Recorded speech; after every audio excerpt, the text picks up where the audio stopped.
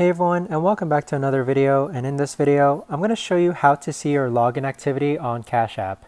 Now this video is going to be particularly useful for individuals. Let's say that you want to go ahead and see any activity that's happening with your Cash App. You want to see maybe where you've logged into your Cash App. This right here is the best and easiest way that I know of to actually go ahead and do this. So the first thing that you're going to do is you're going to go into the Cash App app, and then from here what you're going to do is that you want to click on your profile icon image on the upper right hand corner. Once you click on your profile image, you want to go ahead and click on security and privacy, and then from here you're going to see this tab called login activity. So this is going to allow you to manage which devices have access to your Cash App. So if you click on your devices, as you can see here, these are all the other devices that I'm currently logged onto with Cash App.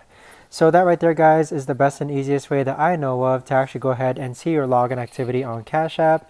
If you guys know of a better or easier way to actually do this, let me know in the comments down below. I would love to know. Thanks so much for watching, everyone, and I'll see you guys all in the next video.